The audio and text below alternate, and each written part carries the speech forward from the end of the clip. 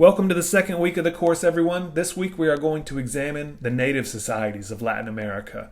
And I have 3 lecture videos that I want you to view this week. And each video corresponds to a different type of indigenous group in Latin America. And I want you to know the characteristics of these 3 different types of groups that I'm going to be discussing, because there will likely be several questions on the midterm about these groups. Before we get any further, the image you see here is of the city of Teotihuacan, Mexico. And it is in central Mexico, just about 60 kilometers north of Mexico City. So it's a great ancient city, and it was a ceremonial site, and is a place you can still go visit today, and an easy day trip from Mexico City. In 1492, estimates of the American population are still approximations. Population estimates have varied over time, but today we believe that the population of the Americas in 1492 ranged from 40 to 70 million inhabitants. And some of these estimates go up to 100 million. The number I read the most and that I go with the most is 50 million inhabitants in the Americas, in the entire hemisphere in 1492. And the majority of the hemisphere's inhabitants lived in what is today Latin America. So, for example, Mexico and Central America had about 24 million inhabitants. And that was the same with South America, about 24 million inhabitants. And the Caribbean islands, they had probably between 3 and 7 million indigenous people living there in 1492.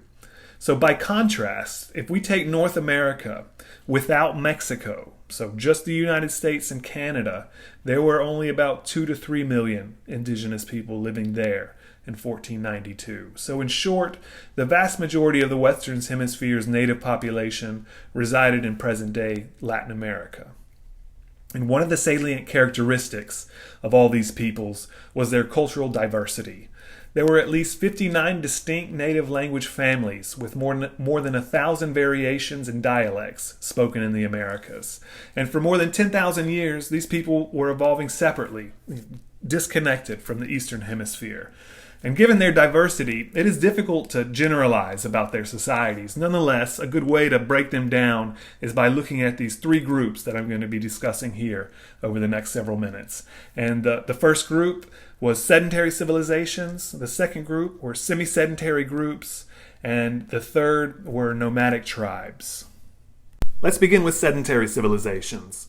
Sedentary civilizations were by far the largest, wealthiest, and most advanced type of group in pre-Columbian Latin America. Like us today, sedentary groups did not migrate from year to year. They settled and lived in one place. These groups numbered into the millions and built cities and empires.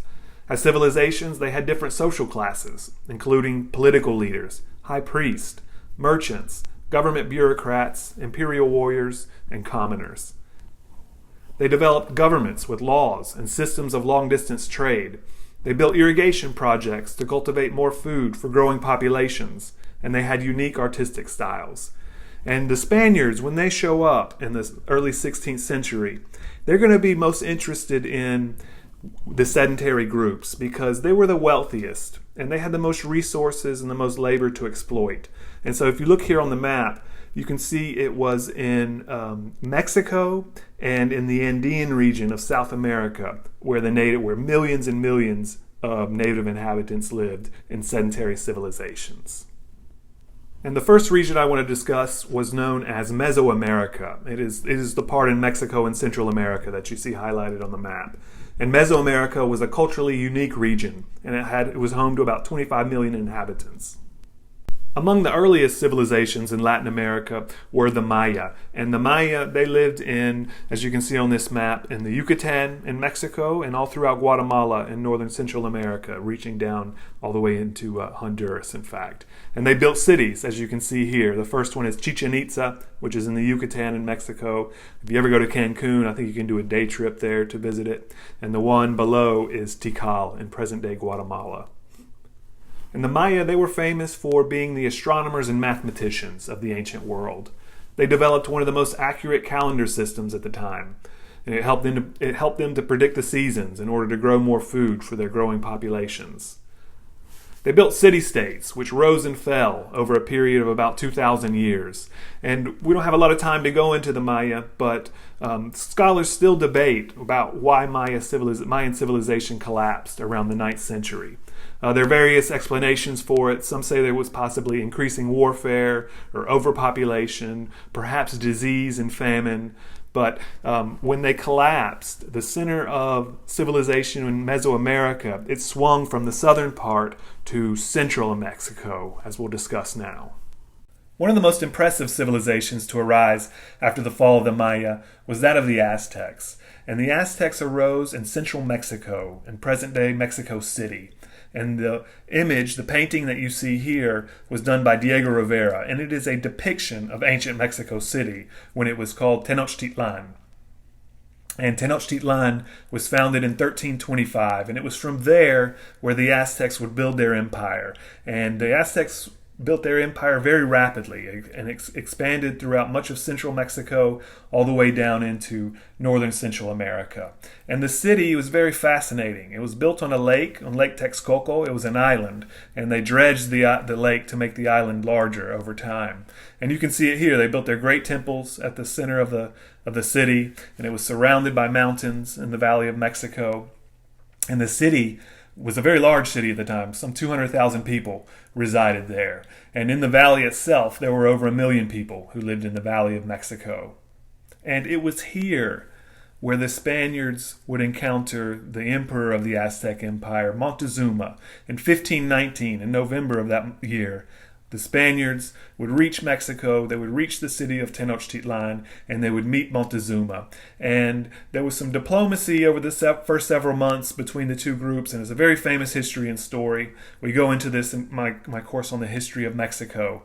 But by 1520, there was war between the Aztecs and the Spaniards. And the Spaniards actually became allies with groups in central Mexico who were hostile to the Aztecs. So it was kind of like a native civil war unfolded, and it was an extremely complex event, but within 2 years of their arrival in 1519, by 1521, the Spaniards had conquered the Aztec Empire, Montezuma was dead, and they had subjected some 400 towns that were part of the Aztec Empire throughout central Mexico. The Spaniards were able to take control of the top of the empire and therefore control those 400 cities and towns. So already by the 1520s and 30s, the Aztec Empire was in the control of the Spaniards. A few short years after the conquest of the Aztec Empire, the Spaniards would go on to conquer the Inca Empire in South America. And the Inca Empire, as you can see here on the map on the right, was based in the Andean Mountains, and its capital was the city of Cusco in present-day Peru. And the image here on the left, this is of the famous Machu Picchu. And Machu Picchu is not far from Cusco, and it was built as an estate for one of the Inca emperors. And the Inca Empire, like the Aztec Empire, was founded in the 15th century. Also, like the Aztec Empire, the Inca expanded their territory through frequent warfare, and they exacted tribute from conquered peoples. Conquered provinces and local rulers were governed directly from newly constructed administrative centers. These were linked to the rest of the empire by an extensive network of roads and bridges.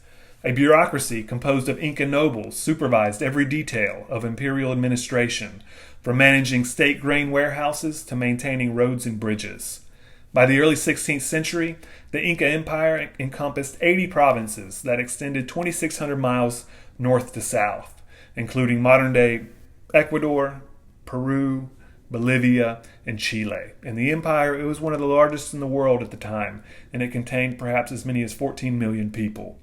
And it was Francisco Pizarro who showed up in 1532 who would go on to conquer the Inca Empire. And like what occurred in Mexico, it was a very bloody and violent episode. We'll be reading about the conquest this week.